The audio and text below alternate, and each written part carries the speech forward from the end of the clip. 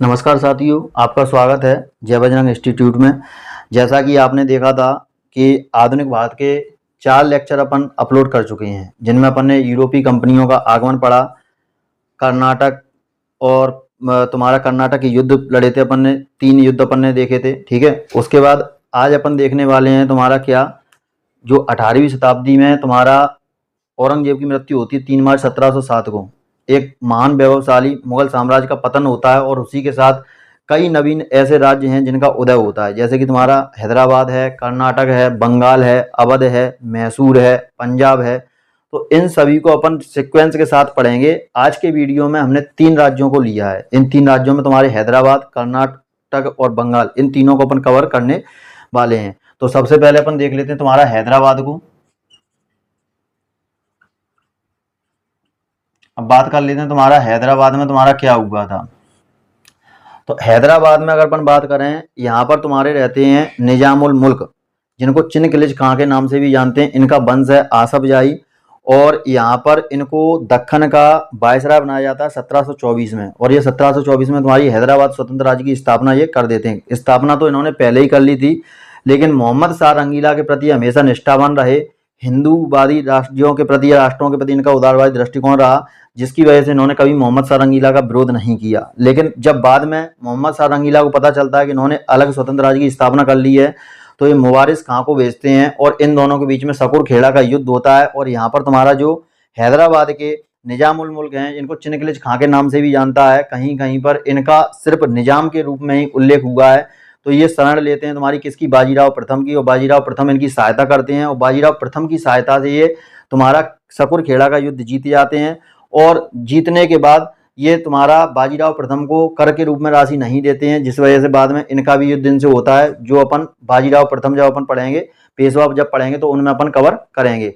यहाँ पर सिर्फ आपको ये याद रखना है कि इन्होंने इनकी सहायता की थी और बाद में मोहम्मद शाह रंगीला द्वारा इनको दक्खन का वायसराय नियुक्त किया जाता है। अब देखिए यहाँ पर अपन क्या देखते हैं, इसकी सबसे पहले अपन देखेंगे स्थापना। स्थापना कब होती है? 1724 में। किसने की तुम्हारी? तो निजाम उल मुल्क ने। निजाम उल मुल्क ने, ठीक है। इनको चिनकिलिज खां के नाम से भी जाना जाता है, चिनकिलिज खां, ठीक है। चिनकिलिज खां के नाम से भी जाना जाता है। वंश की बात करें, वंश कौन सा है? वंश है इनका आसफ जाही। आसफ जाही इनका वंश रहता है। वहीं अगर अपन बात कर लेते हैं तुम्हारा, अब ये वंश हो गया। अब वंश के बाद अपन देख लेते हैं, इन्होंने 1721-22 में, ये तो अपन ने स्थापना लिख दी, 1721-22 की बात कर रहे हैं। इन्होंने क्या किया था? अपनी आर्थिक स्थिति सुदृढ़ की थी। अपनी आर्थिक स्थिति सुदृढ़ की, अपनी आर्थिक स्थिति सुदृढ़ की, ठीक है। मोहम्मद शाह रंगीला के प्रति, मोहम्मद शाह रंगीला के प्रति हमेशा निष्ठावान रहे, हमेशा निष्ठावान रहे, कभी उनका विरोध नहीं किया, ठीक है। विरोध नहीं किया, कभी विरोध नहीं किया। और यहां पर फिर अपन देखते हैं, इन्होंने हैदराबाद का दीवान किसे नियुक्त किया?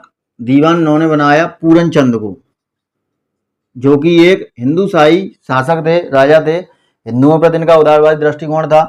अब यहाँ पर क्या होता है? 1724 में, 1724 में स्वतंत्र राज्य की स्थापना करते हैं, हैदराबाद की। हैदराबाद स्वतंत्र राज्य की स्थापना, स्वतंत्र राज्य की स्थापना करते हैं। ये बात तुम्हारी किसको पता चल जाती है? मोहम्मद शाह रंगीला को। अब मोहम्मद शाह रंगीला किसे भेजते हैं? तुम्हारा मुवारिस खां को। मोहम्मद शाह रंगीला ने किसको भेजा? तुम्हारा मुवारिस खां को। और मुवारिस खां और तुम्हारा वर्सेज में कौन? चिनकिलिज खां, ठीक है, या निजामुल मुल्क, कुछ भी लिख दीजिए, चिनकिलिज खां। इनके बीच में युद्ध कौन सा होता है? तुम्हारा सकुर खेड़ा का युद्ध होता है, सकुर खेड़ा युद्ध। ये तुम्हारा कब होता है? ये होता है तुम्हारा 1724 में, अक्टूबर में, ठीक है। अब यहाँ पर क्या होता है, ये तुम्हारे हार जाते हैं और ये जीत जाते हैं। ये क्यों जीत जाते हैं? क्योंकि इन्होंने सहायता ली थी किसकी? बाजीराव प्रथम की सहायता। तो यहाँ पर लिख सकते हैं बाजीराव की सहायता से। ठीक है। अब यहाँ पर क्या होता है, अब मोहम्मद शाह रंगीला को पता चल चुका था कि दक्षिण भारत में कोई ढंग का राजा है नहीं और बड़ी शक्ति के रूप में यहाँ पर ये है, तो इसको क्या बना देते हैं? दीवान बना देते हैं। 1724 में मोहम्मद शाह रंगीला द्वारा दक्कन का वायसराय, दक्कन का वायसराय नियुक्त कर दिया जाता है। किसे? निजाम उल मुल्क या चिनकिलिज खां, कुछ भी लिख दो, निजाम उल मुल्क को। अब निजाम उल मुल्क की जब मृत्यु हो जाती है तो इनके बाद बैठते हैं तुम्हारे गद्दी पर कौन? नासिर जंग। और नासिर जंग के बाद अपन देखें कौन आते हैं तुम्हारे? मुजफ्फर खां।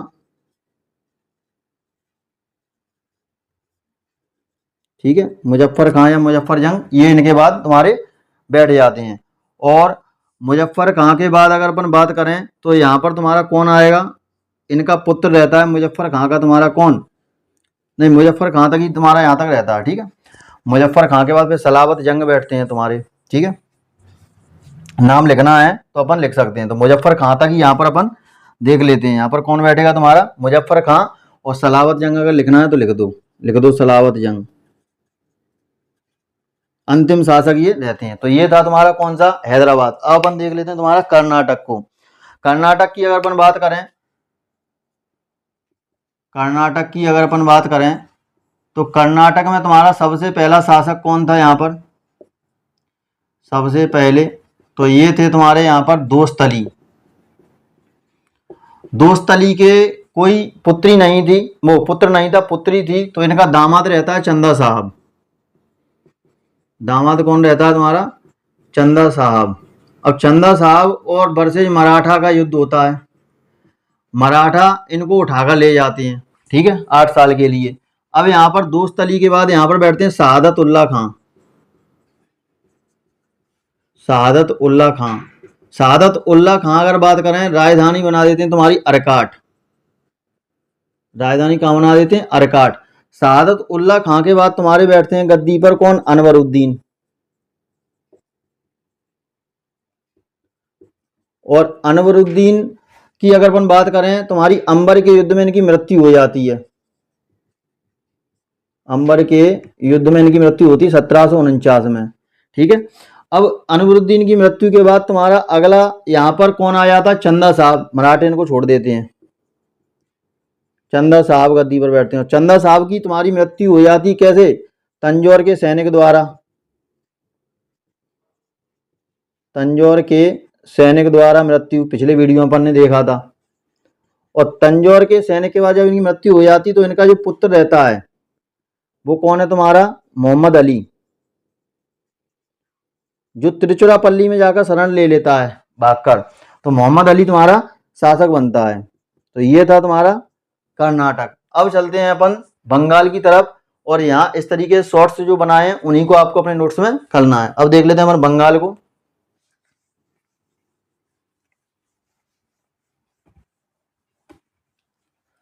अब देखिए बंगाल में तुम्हारा क्या होता है।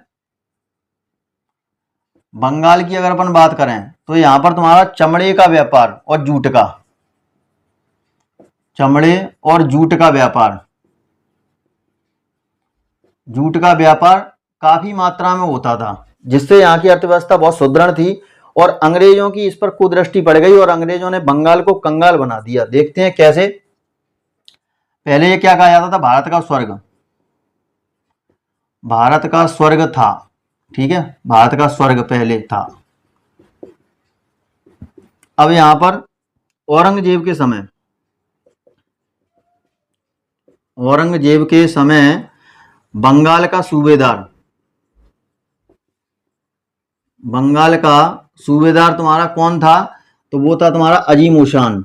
जो अपन ने यूरोपीय कंपनी पढ़ी थी उसमें मैंने आपको बताया था, जब हमने पढ़ा था तुम्हारा अंग्रेजों का, तो उसमें हमने बताया था मुर्शिद कुली खान तुम्हारा कौन रहता है, बंगाल का सूबेदार रहता है। अंग्रेज औरंगजेब से युद्ध करते हैं, उनको 1.5 लाख रुपए मुआवजा देना पड़ता है और बाद में फिर इनकी सारे के सारे हक हैं वो औरंगजेब छीन लेता है। बाद में 1.5 लाख रुपए ये मुआवजा देते हैं और इन्हीं अजीम उशान से तुम्हारा 3 गांव की सूबेदारी लेकर वो अपना व्यापार शुरू करते हैं। 3 गांव कौन कौन से, सूता नाती, गोविंदपुरी और कलकत्ता। और जॉब चारनाक 1700 में इन तीनों को मिलाकर कलकत्ता की स्थापना कर देता है। तो ये वही अजीम उशान है जिनको अपन ने पीछे पढ़ा था।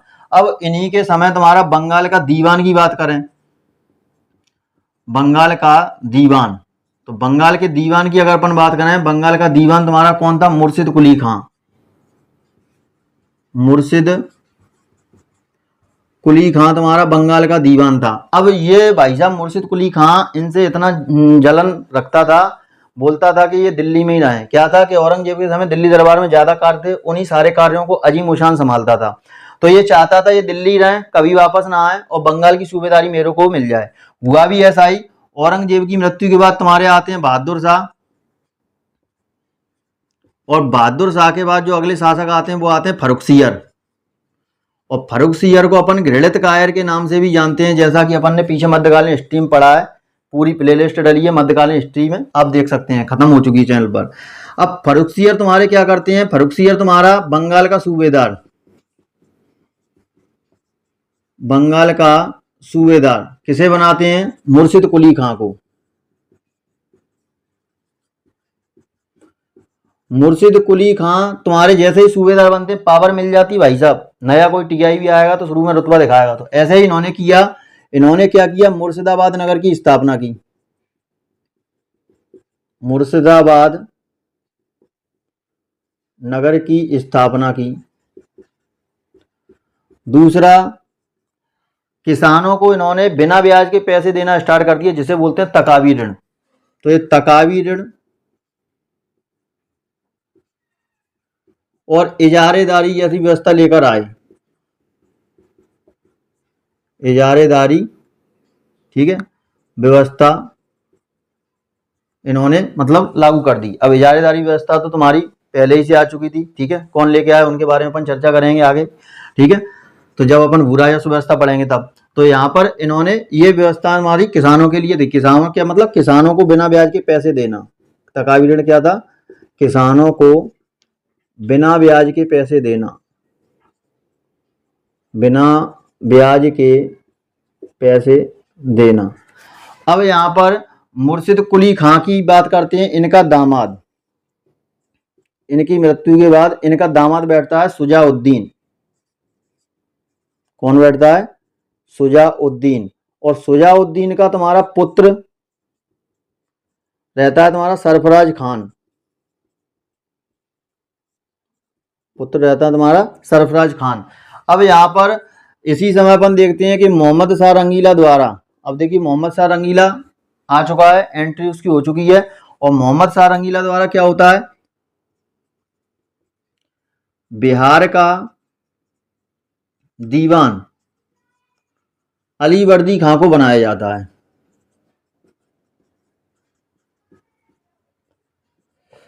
किसे बनाया जाता है, अलीवर्दी खां को बनाया जाता है। अब यहां पर अलीवर्दी खां और सरफराज खान के बीच में युद्ध होता है तुम्हारा गिरिया घेरिया का युद्ध। क्योंकि अलीवर्दी खां की नजर कहां पर थी, बंगाल पर। बंगाल उस समय काफी अच्छी अर्थव्यवस्था थी और यहाँ पर टैक्स ज्यादा मिलता था। तो यहाँ पर ये इसकी निगाह खराब हो जाती बंगाल पर। तो अलीवर्दी खां, अलीवर्दी खां और बरसेज में तुम्हारे कौन हो जाएंगे, सरफराज खान। इन दोनों के बीच में जो युद्ध होता है उसे बोलते हैं गिरिया या घेरिया का युद्ध। गिरिया या घेरिया का युद्ध ये तुम्हारा कब हुआ, ये हुआ 26 अप्रैल 1740 को। अब यहां पर मुर्शिद कुली खां की तरफ से नंदलाल बोस और नवाजिश मोहम्मद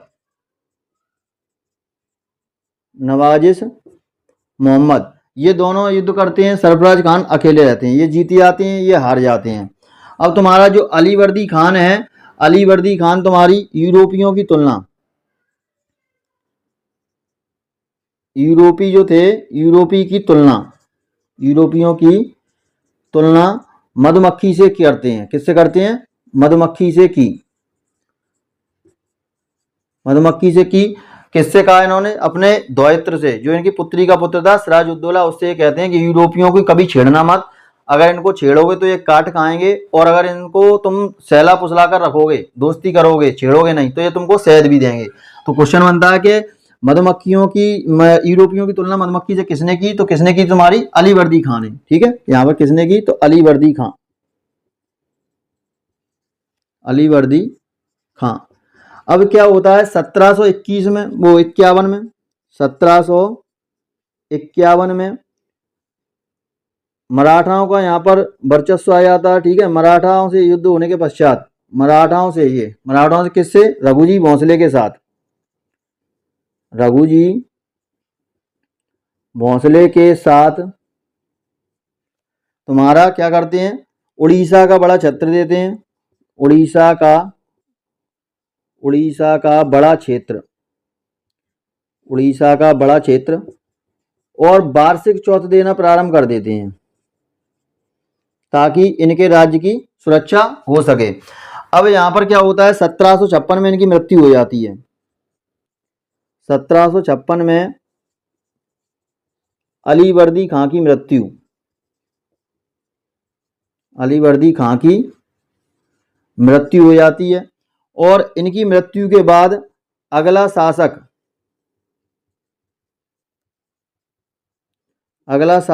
इनका दौहित्र, दौहित्र मतलब पुत्री का पुत्र, इनका दौहित्र कौन बनता है? सिराजुद्दौला,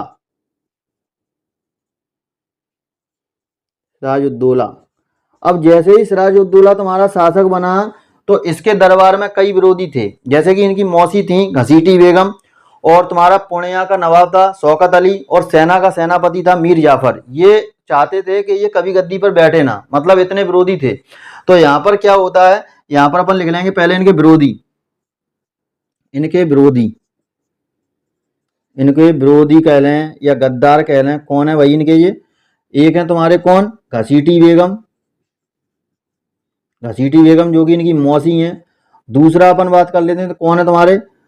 शौकत जंग, पूर्णिया का नवाब है ये। ठीक है, और तीसरा अगर अपन बात कर लें, तीसरा कौन है तुम्हारे शौकत जंग के बाद? यहाँ पर सेनापति मीर जाफर, मीर जाफर सेना का सेनापति।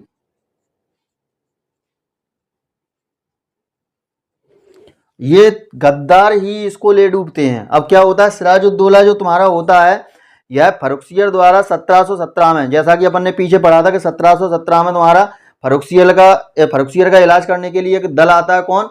जॉन सूरमन, और जिसमें एक डॉक्टर रहता है विलियम हैमिल्टन, जो कि फर्रुखसियर का इलाज कर देता है। फर्रुखसियर उस समय काफी गंभीर बीमारी से जूझ रहे थे, और उनको ये हैमिल्टन डॉक्टर ठीक करता है। तो ये तुम्हारा क्या करते हैं, फर्रुखसियर जो अंग्रेज रहते हैं, इनको बंगाल में मात्र 3000 रुपए की दर से वार्षिक व्यापार करने की छूट दे देते हैं, मतलब बिना कर के व्यापार, मतलब इन पर कोई कर नहीं लग रहा था। और साथ ही ये जो सिक्के डाल रहे थे वो पूरे मुगल साम्राज्य में चल रहे थे। इससे तुम्हारी बंगाल की अर्थव्यवस्था को काफी नुकसान पहुंच रहा था। सिराजुद्दौला ने 1717 में फर्रुखसियर द्वारा जारी किए गए शाही फरमान को रद्द कर दिया। इन्होंने क्या किया 1717 में, 1717 में फर्रुखसियर द्वारा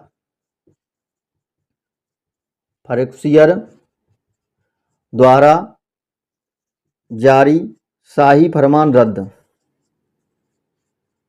शाही फरमान क्या कर दिया? रद्द कर दिया। अब जैसे ही शाही फरमान रद्द किया, उसके बाद फिर उन्होंने क्या किया? पहला काम तो इन्होंने ये कर दिया। ठीक है, दूसरे काम की बात करें, इन्होंने तुम्हारा कलकत्ता पर हमला किया। कलकत्ता पर हमला कब किया इन्होंने? 1756 में, 20 जून 1756 में इन्होंने कलकत्ता पर हमला किया। कलकत्ता का नाम इन्होंने चेंज कर दिया, क्या कर दिया? अलीनगर। और यहाँ का जो प्रमुख था, यहाँ का प्रमुख किसे बनाया? अमी चंद को बना दिया। यहाँ का प्रमुख किसे बना दिया? अमी चंद को, अमी चंद को यहाँ का प्रमुख बना दिया। साथ ही इन्होंने कलकत्ता में फोर्ट विलियम किले पर भी तुम्हारा हमला बोल दिया। कलकत्ता पहले किसके अंडर था? तुम्हारा अंग्रेजों के अंडर था। तो यहाँ पर अपन देखते हैं थोड़ा, कलकत्ता में तुम्हारा क्या किया? कलकत्ता में फोर्ट विलियम किले पर फोर्ट विलियम किले पर हमला। अब यहाँ पर क्या होता है, यहाँ पर एक किले के कोठरी में कमरा मान के चलिए 10 बाई 10 का कमरा होगा लगभग, और उसमें इन्होंने सिराजुद्दौला ने 146 अंग्रेज ठूस ठूस कर उसमें भर दिए। अगले दिन जब उसका दरवाजा खोला गया तो उसमें से 23 अंग्रेज बचकर निकले। इसी को बोलते हैं अपन काल कोठरी की घटना। इनमें से एक अंग्रेज था तुम्हारा हॉलवेल। ये सारी की सारी सूचना तुम्हारी रॉबर्ट क्लाइव को देता है, बोलता है कि बहुत ही निर्दयी व्यक्ति है, इसने एक कमरे में 146 लोगों को ठूस दिया, जिसमें से हम 23 ही बचे हैं, और हमने उड़ीसा के फुल्टा द्वीप पर जाकर शरण ले लिए। जल्दी से हमारी आकर मदद करो, वरना ये हमको भी मार डालेगा। तो यहाँ पर क्या होता है, इसको बोलते हैं काल कोठरी की घटना। तो यहाँ पर क्या होता है, किले पर फोर्ट विलियम किले पर हमला, ठीक है, और तुम्हारा 146 अंग्रेज बंद किए, ठीक है। बचे कितने, 23 बचे, 23 बचे। और ये 23 में से तुम्हारा कौन था, एक हॉलवेल, एक कौन था तुम्हारा हॉलवेल। और इन्होंने तुम्हारी शरण कहां ली, शरण ली तुम्हारी उड़ीसा के फुल्टा द्वीप पर, उड़ीसा के फुल्टा द्वीप पर इन्होंने शरण ली, ठीक है। और रॉबर्ट क्लाइव को सूचना दे दी, भैया बचा लो, बहुत ही निर्दयी व्यक्ति है, मार डालेगा सभी को। तो इसे अपन क्या बोलते हैं, काल कोठरी की घटना। इसे अपन क्या बोलते हैं, बंद, इसे अपन क्या बोलते हैं, हमारा काल कोठरी की घटना, ठीक है। इसे बोलते हैं अपन क्या, काल कोठरी की घटना, काल कोठरी घटना। ये कब हुई तुम्हारी, 20 जून 1756, ठीक। अब यहां पर जो सिराजुद्दौला था, इसका संबंध तुम्हारा फ्रांसीसियों से भी था। तो सबसे पहले फ्रांसीसियों की जो तुम्हारी चंद्रनगर कोठी रहती है, उस पर तुम्हारा कब्जा कर लेते हैं कौन, रॉबर्ट क्लाइव। रॉबर्ट क्लाइव जैसे ही कब्जा करते हैं तो यहाँ पर इनकी अर्थव्यवस्था ढीली पड़ जाती है। इसके बाद तुम्हारा जो अमीचंद रहता है, इसको अंग्रेज रिश्वत दे देते हैं। ये भी बहुत गद्दार व्यक्ति है, इसको रिश्वत दी जाती है। और ये तुम्हारा क्या करता है, अमीचंद जो कलकत्ता है यानी कि अलीनगर, नाम चेंज हो गया, ये दे देता है अंग्रेजों को दे देता है। उसके बाद तुम्हारा सिराजुद्दौला और तुम्हारा इनके बीच में, अंग्रेजों के बीच में संधि होती है, अलीनगर की संधि 1757 में। और इस संधि के तहत तुम्हारा सिराजुद्दौला को जो युद्ध में यहाँ पर हानि हुई थी, अंग्रेज मारे गए थे, इनकी क्षतिपूर्ति वसूली जाती है। और साथ ही बंगाल में मुक्त व्यापार करने की इनको अंग्रेजों को अनुमति मिल जाती है, सिक्के डालने की अनुमति मिल जाती है। तो यहाँ पर पॉइंट अपन लिख लेते हैं, इसको स्क्रीनशॉट ले लीजिए आप, ठीक है। अब देखिए यहाँ पर हम लिखते हैं पॉइंट।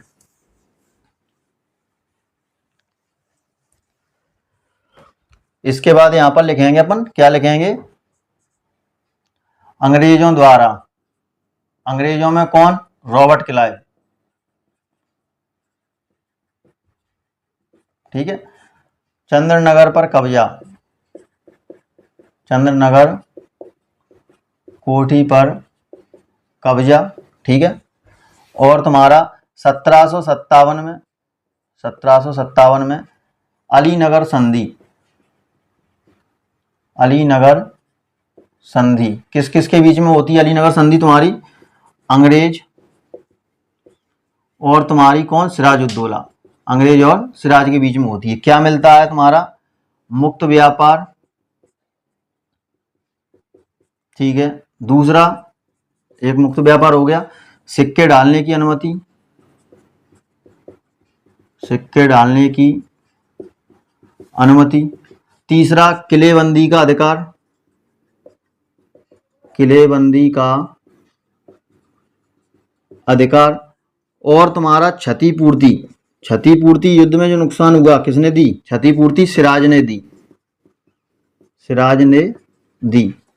अब यहाँ पर ये चीजें यहीं तक थमने वाली नहीं थी, और तुम्हारा यहाँ पर आगे चलकर अंग्रेजों की लालसा बढ़ गई। और लालसा बढ़ने के स्वरूप तुम्हारा क्या होता है, तुम्हारा इनके बीच में युद्ध होता है, तुम्हारा कौन सा, 1757 का प्लासी का युद्ध होता है। कौन सा युद्ध होता है तुम्हारा, 1757 में प्लासी का युद्ध होता है, 23 जून 1757 को, 23 जून 1757 प्लासी का युद्ध।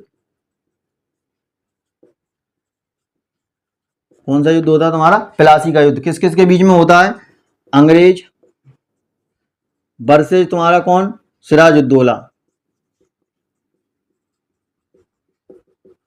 इन दोनों के बीच में होता है। अंग्रेजों की तरफ से तुम्हारा कौन था, रॉबर्ट क्लाइव, और सिराजुद्दौला की तरफ से अगर अपन बात करें तो इनके दो वफादार सैनिक थे। दो वफादार कौन? एक थे तुम्हारे मीर मदन और दूसरे थे तुम्हारे मोहनलाल। मीर मदन और मोहनलाल इतने वफादार सैनिक थे कि युद्ध स्थल पर ही इन्होंने अपने प्राण त्याग दिए। कहां पर प्राण त्याग दिए इन्होंने? अपने युद्ध स्थल पर भी प्राण त्याग दिए। गद्दारों की अगर अपन बात करें, इनके गद्दार, तो गद्दार थे तुम्हारा एक तो मीर जाफर और दूसरा था तुम्हारा कौन? राय दुर्लभ। ये दो गद्दार व्यक्ति थे, ये अंग्रेजों की तरफ से लड़े और इनकी सारी सेना को खत्म करवा दिया। तो यहां पर सिराजुद्दौला भाग जाता है। सिराजुद्दौला भागा और भागकर कहां पहुंचा? मुर्शिदाबाद। अब मुर्शिदाबाद में यहां पर जो मीर जाफर का पुत्र था, इसका पुत्र मीरान बेग, इसका पुत्र कौन था तुम्हारा? मुर्शिदाबाद में मीरान। और मीरान द्वारा तुम्हारा क्या होता है? मीरान द्वारा, पुत्र मीरान द्वारा मोहम्मद बेग के हाथों से, मोहम्मद बेग से क्या करवा दी भाई साहब?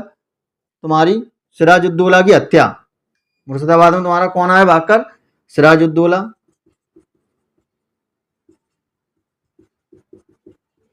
और सिराजुद्दौला की क्या करवा दी? हत्या करवा दी। सिराजुद्दौला भाई साहब कितनी जगह से मारा गया? पहले तो गद्दारों ने, फिर ये भागा तो इसका पुत्र रहता है मीरान बेग, जो मुर्शिदाबाद में इसका इंतजार कर रहा था। कहाँ इंतजार कर रहा था तुम्हारा? मुर्शिदाबाद में। और मुर्शिदाबाद में मीरान द्वारा मोहम्मद बेग से सिराजुद्दौला की हत्या करवा दी जाती है। अब यहाँ पर जैसे ही सिराजुद्दौला मर जाता है, अब इसके बाद तुम्हारा बंगाल का नवाब अगला कौन बनेगा? तो जाहिर सी बात है भाई साहब, ये गद्दार आदमी बनेगा, क्योंकि इसने ही इसकी लंका लगवा दी। जैसे ही मीर जाफर तुम्हारा बंगाल का नवाब बनता है, तो यहां पर अपन लिखेंगे मीर जाफर बंगाल का नवाब, अगला नवाब। यहां पर क्या लिखेंगे अपन? अगला नवाब। अगला नवाब कौन बना? अगला नवाब मीर जाफर।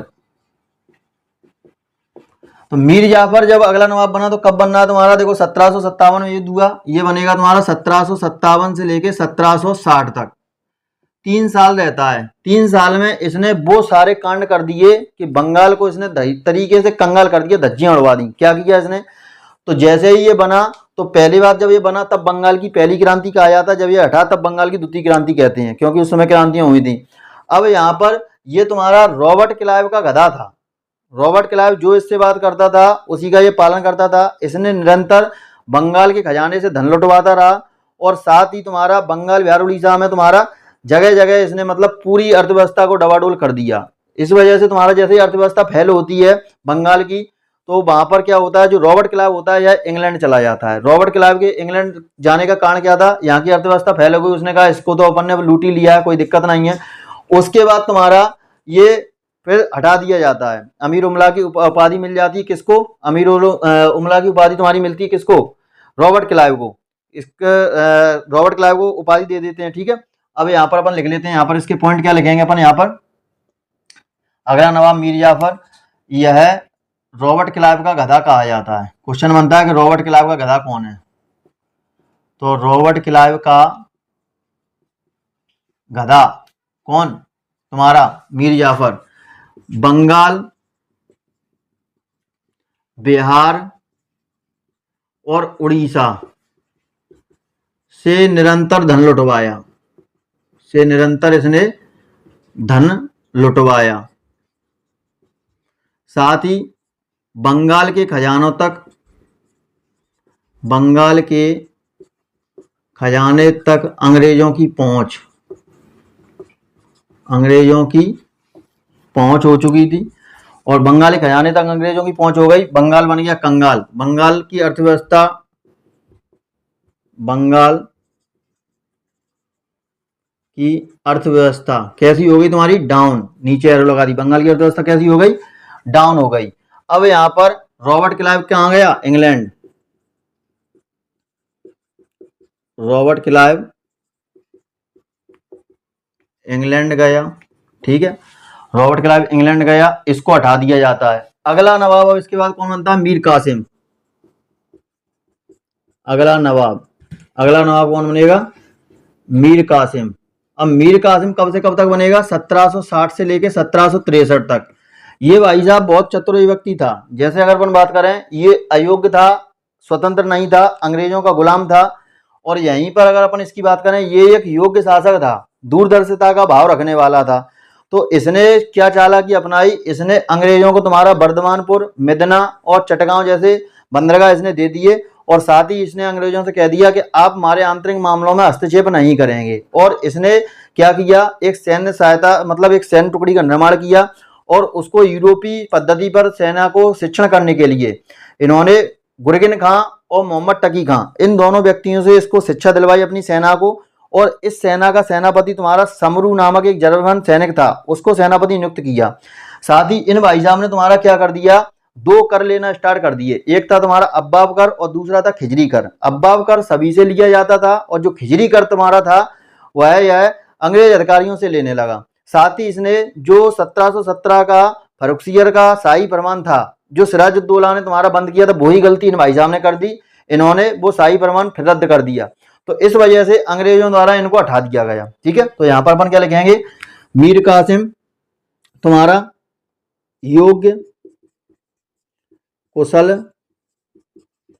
और दूरदर्शिता का भाव रखने वाला, दूरदर्शिता का भाव रखने वाला था। ठीक है, और स्वतंत्र था। कैसा था भैया? स्वतंत्र शासक था। इसने तुम्हारा क्या किया? अंग्रेजों को बर्दमान, मिदनापुर और चटगांव दिए।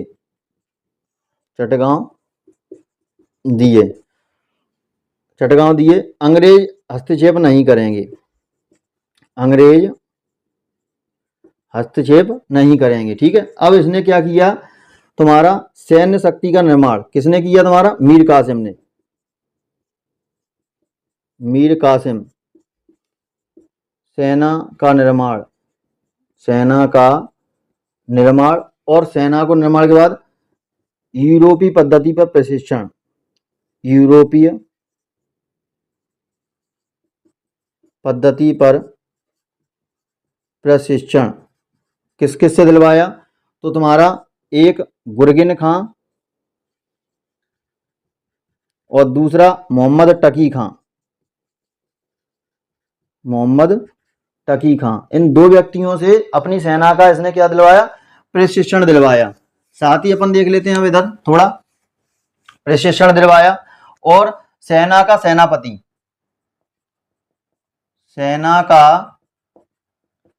सेनापति किसे बनाया? समरू को। समरू कौन है? जर्मन सैनिक है।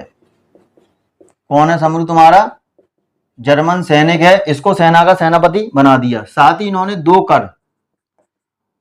कर कौन कौन से? एक अब्बाब कर, दूसरा तुम्हारा खिजरी कर। अब्बाब कर सभी से, खिजरी कर अंग्रेज अधिकारियों से। 1717 का शाही फरमान रद्द किया। शाही फरमान क्या कर दिया इन्होंने? रद्द कर दिया। ठीक है, अंग्रेजों द्वारा हटा दिए गए, अंग्रेजों द्वारा हटा दिए गए। अब अगला शासक तुम्हारा कौन बनेगा? अंग्रेजों द्वारा भैया हटा दिए गए तो सीधी सी बात है भाई, मीर जाफर लॉर्ड फेरगे, क्योंकि वो तो गधा है, जो जैसा इससे लोग कहेंगे वैसा ये करेगा। तो यहाँ पर क्या होता है? अब जैसे ही ये भाई साहब हटा दिए जाते हैं तो यहाँ पर दो व्यक्ति बैठकर, ठंड का मौसम था, यहाँ पर भट्टी जल रही है। ठीक है, ये भट्टी में से तुम्हारी आग की लपटें निकल रही हैं। यहाँ पर एक व्यक्ति तुम्हारा बैठा है, कौन? शाह आलम। यहाँ पर एक व्यक्ति बैठा है, शुजाउद्दौला। ठीक है, ठंड का मौसम था, बढ़िया दारू पार्टी चल रही थी, दोनों व्यक्ति बैठकर हाथ ताप रहे थे। इधर से तुम्हारा एक व्यक्ति जो हटा दिया गया, कौन? तुम्हारा मीर कासिम। यहाँ पर भाई साहब बैठ जाते हैं मीर कासिम आकर। तीनों की बढ़िया वार्तालाप चल रही है, दारू पार्टी चल रही है। अब ये दोनों इससे बोलते हैं मीर कासिम से, भाई तुम्हारा तो सब कुछ बढ़िया चल रहा था, ऐसी क्या घटना घटित हो गई, ये तुम्हारे ऊपर लात पड़ी, घूंसे की बरसात हुई और तुमको भगा दिया गया। तो ये बोलता है कि ऐसे ऐसे घटना थी, आपस में बात की तीनों ने। तो फिर इन्होंने तुम्हारा तीनों ने क्या किया, इन तीनों ने मिलकर बक्सर का युद्ध लड़ता है। कौन कौन सा युद्ध होता है अगला, बक्सर का युद्ध। तो यहां पर अपन देखेंगे अगला, पहले यहां पर देखेंगे अगला नवाब कौन बनता है। अगला नवाब कौन बनेगा, यहां पर मीर कासिम वो मीर जाफर बन जाएगा। मीर जाफर कब से कब तक बनेगा, 1763 से तुम्हारा 1765 तक, 1763 से 1765 तक। अब देखेंगे यहां पर बक्सर का युद्ध, कौन सा युद्ध देखें अपन, बक्सर का युद्ध कब होता है ये, तो 23 अक्टूबर 1764 में ये होता है तुम्हारा। कब होता है तुम्हारा, 23 अक्टूबर 1764।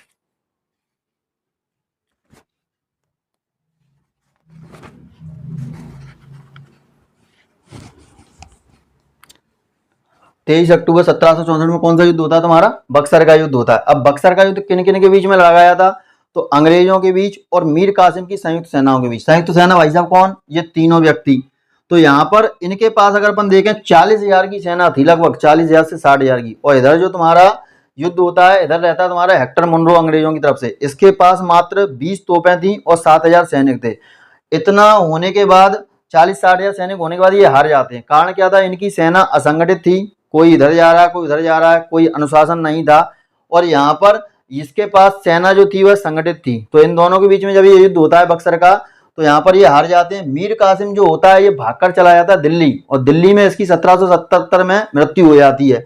अब यहाँ पर ये भाई साहब जो सुजाउद्दौला रहते हैं, सुजाउद्दौला से अंग्रेज 90 लाख रुपए तुम्हारा जुर्माना लेते हैं। कारण क्या था, इन्होंने जो दिल्ली के नवाब हैं तुम्हारे शाह आलम, इनको शरण दे रखी थी और इनसे इलाहाबाद और कड़ा जिले ले लिए जाते हैं और इनको शाह आलम को दे दिए जाते हैं। अब शाह आलम को ये सारी की सारी कैसे चीजें मिली, तो ये महादजी सिंधिया थे इस टाइम पे, तो उनकी सहायता से ये भाई साहब द्वारा गद्दी पर बैठते हैं। क्योंकि अंग्रेजों ने महादजी सिंधिया को बीच में मीडिएटर बना लिया था कि अगर कल को कोई बात होती है या गद्दारी वगैरह करेगा तो इसकी जवाबदारी आपकी रहेगी। तो ये महादजी सिंधिया की सहायता से द्वारा गद्दी पर बैठते हैं। 26 लाख रुपए इनको पेंशन मिलती है। पेंशन पाने वाला पहला मुगल शासक तुम्हारा कौन था, शाह आलम ही था। अब यहाँ पर इनके द्वारा बंगाल, बिहार और उड़ीसा में दीवान नियुक्त किए जाते हैं। किनके द्वारा, अंग्रेजों के द्वारा। कौन कौन से करे जाएंगे, मोहम्मद रजा खां, उड़ीसा में तुम्हारा राय दुर्लभ, और तुम्हारा बंगाल, बिहार, उड़ीसा, और उसमें कौन सा कर दिया जाएगा तुम्हारा, कौन सा, सिताब राय। ये तीनों उदाहरण तीनों इनके द्वारा नियुक्त कर दिए जाते हैं। ठीक है, तो यहाँ पर अपन लिखेंगे कौन सा, बक्सर का युद्ध किन किन के बीच में हुआ तुम्हारा, अवध का नवाब, दिल्ली का, ठीक है, और बंगाल का। हट गया था ना, लेकिन बजेगा तो बंगाल का ही। बरसेज में तुम्हारा कौन, अंग्रेज।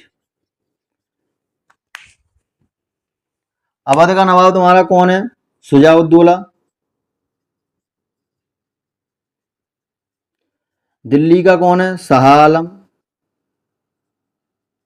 बंगाल का कौन, मीर कासिम। सेना कितनी थी इनके पास, 40,000 से 60,000 सैनिक। यहां पर कौन था तुम्हारा, हेक्टर मुनरो। सेना कितनी थी इनके पास, 7,000 सैनिक प्लस 20 तोपें। फिर भी ये तुम्हारे जीतते हैं, ये हारते हैं। कारण मैंने आपको बता दिया, पूरी भाषा लिखने से अच्छा बस इतना शॉर्ट से लिखिए। अब यहां पर देखिए क्या होता है,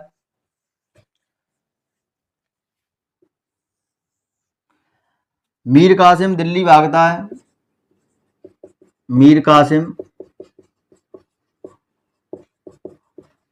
दिल्ली भागा, 1777 में मृत्यु। 1777 में क्या हो जाती है, मृत्यु।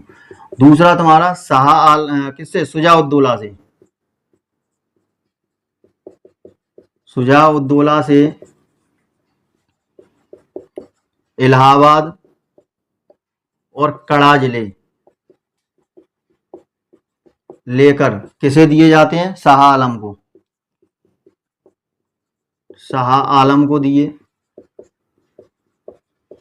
साथ ही 90 लाख रुपए वसूले, 90 लाख जुर्माना, 90 लाख जुर्माना देना पड़ा। ठीक है, किसे देना पड़ा? शुजा-उद-दौला को, अंग्रेजों को। अवध बफर स्टेट बना दिया गया। Awadh buffer state, buffer state मतलब तुम्हारा अंग्रेजों का पूर्ण रूप से अब इस पर कंट्रोल हो गया। अवध बफर स्टेट बना, ठीक है। शाह आलम, शाह आलम के साथ इनकी जो संधि होती है उस संधि को अपन क्या बोलते हैं? संधि होती है 26 लाख रुपए इनको मिल जाइए, और ये तुम्हारा पहला पेंशन लेने वाला शासक रहता है, ठीक है। तो यहाँ पर कौन संधि होती है? इलाहाबाद की संधि, शाह आलम प्लस अंग्रेजों के बीच में संधि। कौन सी संधि होती है तुम्हारी? इलाहाबाद संधि। इलाहाबाद संधि होती है। कब होती है? 16 अगस्त को, 16 अगस्त 1765 को, 16 अगस्त 1765 को संधि होती है। और इनको क्या क्या मिलता है संधि के तहत? शाह आलम को 26 लाख पेंशन, ठीक है। और पेंशन पाने वाला, 26 लाख पेंशन पाने वाला पहला मुगल शासक, पहला मुगल शासक ये बन जाता है, ठीक है। दूसरा इनको क्या मिल जाता है? इलाहाबाद और कड़ा जिले, जैसा कि अपन ने ऊपर लाइन लिखी थी। अब यहाँ पर इसके बाद तुम्हारा क्या होता है? शाह आलम के बाद अब यहाँ पर ये बन गया। और यहाँ पर अपन ने कौन सा देखा था? मीर जाफर बना था। मीर जाफर के बाद अगर अपन देखते हैं यहाँ पर अगला नवाब, अगला नवाब मीर जाफर के बाद तुम्हारा कौन बनेगा? तो मीर जाफर के बाद बनेगा तुम्हारा नज्म उद्दौला, नज्म उद्दौला। नज्म उद्दौला तुम्हारा कब बनता है? तो नज्म उद्दौला तुम्हारा बनेगा 1765 से, 1765 से तुम्हारा 1766। अब जो नज्म उद्दौला तुम्हारा है ये कौन है? तुम्हारा नज्म उद्दौला तो ये मीर जाफर का पुत्र है, मीर जाफर का पुत्र है। इसको तुम्हारा क्या मिलता है? 90 लाख रुपए पेंशन मिलती है अंग्रेजों द्वारा। क्या मिलती है? 90 लाख रुपए इसको अंग्रेजों द्वारा पेंशन मिलती है। इसके बाद अगला आता है तुम्हारा अगला नवाब। अगला नवाब तुम्हारा आता है सैफ-उद-दौला। सैफ-उद-दौला तुम्हारा कब से कब तक बैठेगा? 1766 से लेके 1770 तक ये बैठता है। अब यहाँ पर देखते चलिए, अब यहाँ पर पेंशन इसकी कर दी जाती कितनी? 12 लाख रुपए। पेंशन कितनी हो जाती है? 12 लाख रुपए। साथ ही बंगाल, बिहार, उड़ीसा पर, बंगाल, बिहार और उड़ीसा पर पूरा अधिकार किसका हो गया? अंग्रेजों का। पूरा अधिकार अंग्रेजों का। वहीं अगर अपन बात करें बंगाल, बिहार, उड़ीसा में अंग्रेजों ने अपने दीवान कौन कौन से नियुक्त किए थे? मुकर्रम खां, ठीक है। कौन सा था तुम्हारा बंगाल में? और मोहम्मद रजा, सॉरी क्या है इस पर? मोहम्मद रजा, मोहम्मद रजा, ठीक है। और तुम्हारा राय दुर्लभ उड़ीसा में, राय दुर्लभ और सिताब राय। ये तुम्हारे यहाँ पर 3 दीवान अंग्रेजों ने नियुक्त किए थे। अब इनके बाद लास्ट में तुम्हारा जो नवाब आता है सैफ-उद-दौला के बाद मुबारक-उद-दौला। यहाँ पर लिख लेते हैं अगला नवाब। अगला नवाब कौन रहेगा तुम्हारा? मुबारक-उद-दौला। ये कब से कब तक रहेगा? 1770 से लेकर तुम्हारा 1775 तक। ये तुम्हारा अंतिम नवाब है। और पेंशन यहाँ पर बात करें, पेंशन 10 लाख रुपए हो गई। पेंशन कितनी हो गई तुम्हारी? 10 लाख रुपए। अंतिम नवाब, अंतिम नवाब। और वॉरेन हेस्टिंग द्वारा, वॉरेन हेस्टिंग्स द्वारा नवाब पद तुम्हारा हो गया समाप्त। तो अंतिम नवाब अगर कोई पूछे कौन सा है, तो अंतिम नवाब अपना मुबारक-उद-दौला है, ठीक है। तो ये था तुम्हारा पूरा बंगाल अपन ने कंप्लीट किया, हैदराबाद कंप्लीट किया, कर्नाटक कंप्लीट किया। अगले वीडियो में हम अवध, मैसूर और पंजाब जितने राज्य निपट सकेंगे उतनों को निपटाने की अपन कोशिश करेंगे। उम्मीद करता हूँ आपको ये वीडियो पसंद आया होगा। यदि समझाने का तरीका मेरा कारगर सिद्ध हुआ है तो चैनल को लाइक कीजिए, शेयर कीजिए, सब्सक्राइब कीजिए। मिलते हैं अगले वीडियो में, तब तक के लिए जय हिंद, जय भारत।